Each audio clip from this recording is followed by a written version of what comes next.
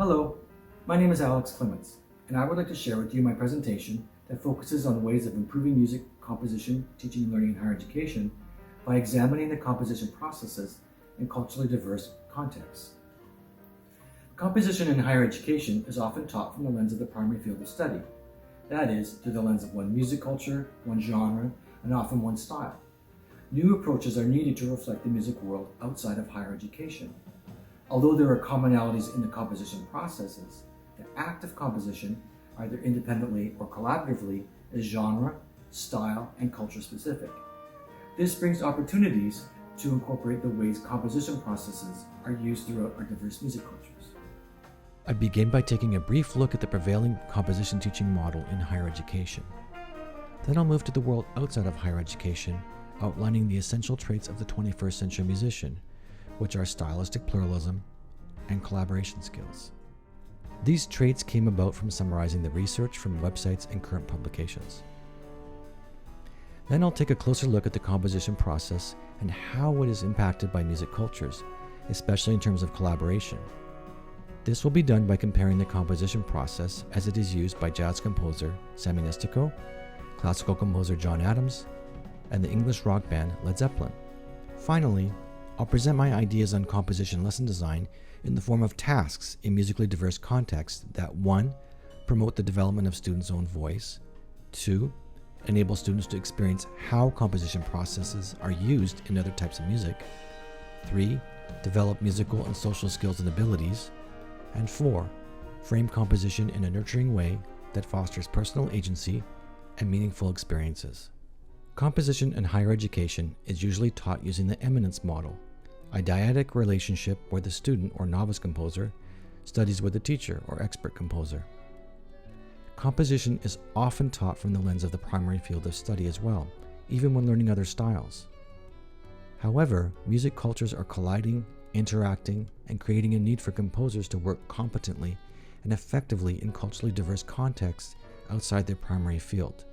Stylistic pluralism is the norm, and the 21st century musician collaborates. These traits should be considered in rethinking composition teaching and learning. Before I discuss them, I'll briefly delve into the world of the composition process. Webster tells us music composition is a creative process that can be defined as a structured process of thinking and sound for the purpose of producing some product that is new for the creator.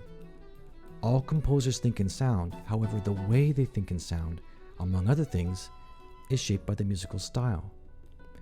Wiggins summarizes much of the research into a 3-step process: generating musical ideas, exploration and experimentation, and setting musical ideas into context.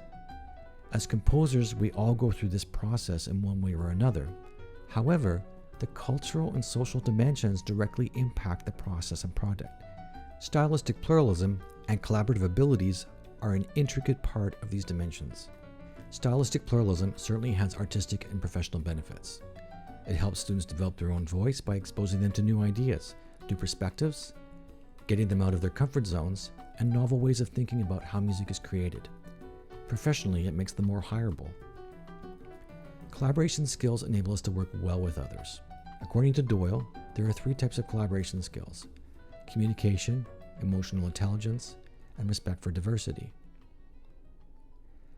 In rethinking composition teaching and learning, we should consider giving students the experience of compositional practices of a said style or culture rather than merely observing the process from an outside perspective. To further illustrate my point, I'll compare the way composition processes are used in the jazz, classical, and rock worlds. The world-renowned jazz composer Sammy Nestico is known for his scores for the Count Basie Orchestra, Frank Sinatra, middle and high school big bands, and music for film and television. Nestico often collaborates with singers. He begins with the meeting of the minds with his collaborator before he begins any writing. He prioritizes acquainting himself with the artist's style and direction they are trying to take. The direction of his writing is guided by who he is writing for and the kind of treatment the music suggests. Nestico works alone with a concert pencil sketch, which is then transcribed to a computerized score.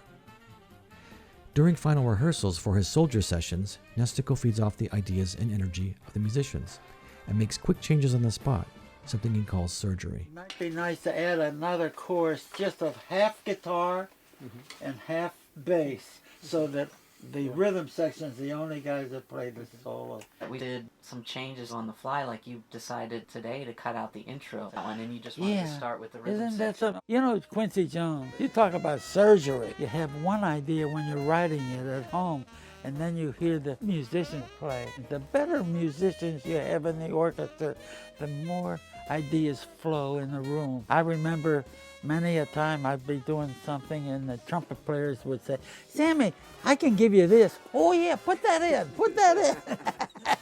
Yeah, put that in, I like it. See, so ideas float and you do what I call surgery. John Adams is a world-renowned American composer and conductor.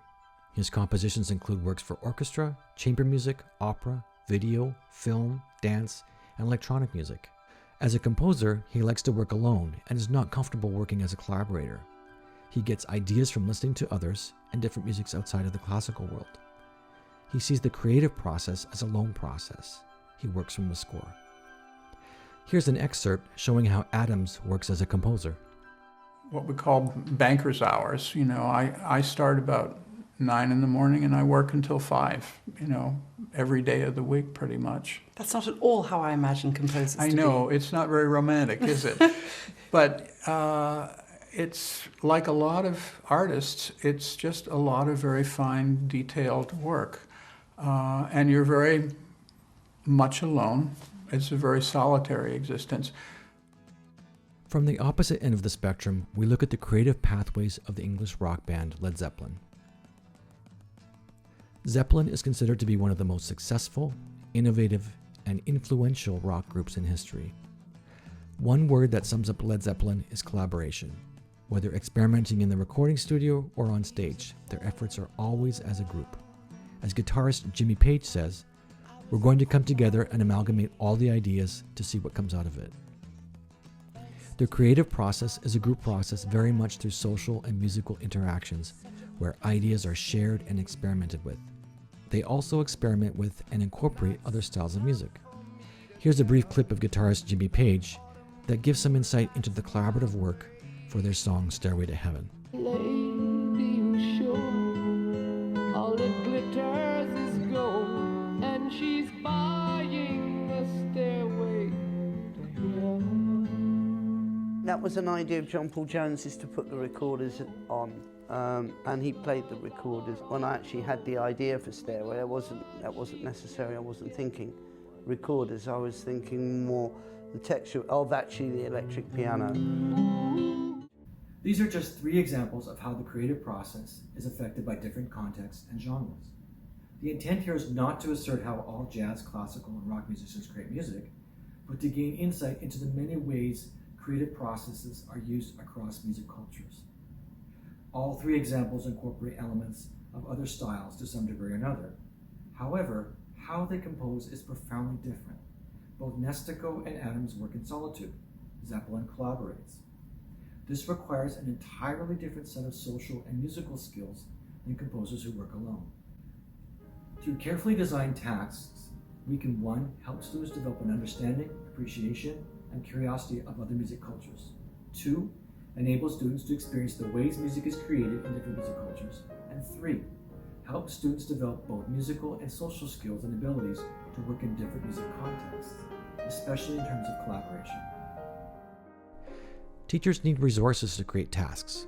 There is no shortage of jazz, pop rock, classical, and world music teachers and musicians inside and outside our institutions. We should be talking with each other, bouncing ideas off each other, collaborating, and trying to understand and explore each other's music culture. Here are some examples of tasks that put the composer in musically diverse contexts. The first one is Son Cubano. The goal here is to directly expose the student composer to the Cuban music culture and gain experience writing in this genre.